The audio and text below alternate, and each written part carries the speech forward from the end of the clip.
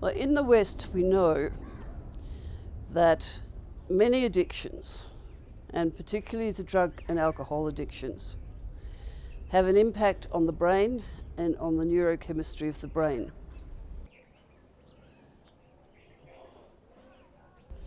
So if we just take serotonin as an example, the happy drug, chocolate increases the happy drug so that you'll feel a little bit better when you do have chocolate.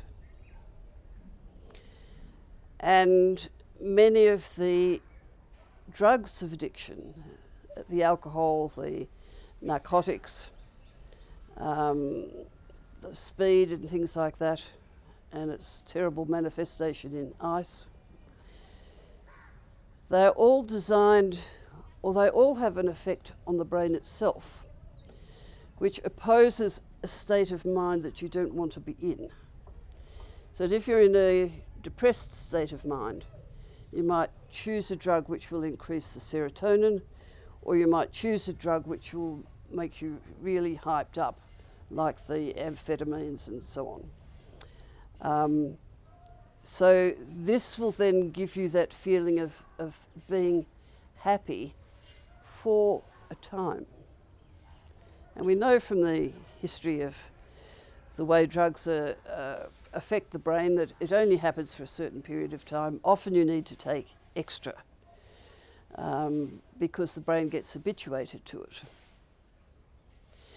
That is happening at the level of body.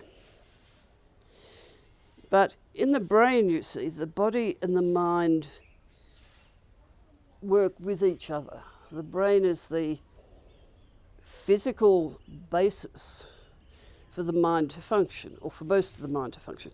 Actually, the mind functions basically from the heart within Tibetan Buddhism. Well, Westerners, we think of the brain as doing it.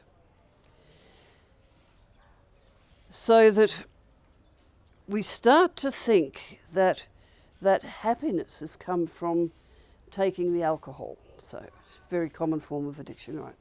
I'll have a drink when I get home from work, it'll settle me down, I'll feel better, you know. One may be okay, but sometimes that builds up and does become a problem. And we think that our happiness has come from the fact we've got our supply of beer sitting there in the fridge, and we can get it ourselves, or maybe we've even trained the kids to get it for us, which I know a few people who've done that, and then we'll be happy. But that happiness does not last. The happiness doesn't come from the alcohol or the sitting down and resting, even though the serotonin might be affected. The happiness comes from the state of mind. Because all those things, when you think about it, they also impact on the mind in a way where the mind starts to feel restful and happy. But because material things cannot change the mind, then the drugs themselves cannot do that. The only way we can change the mind is by observing how the mind works, by looking at the habits, and by changing the habits from negative habits, which is what addictions are, into positive habits of wisdom and compassion, and all that applies.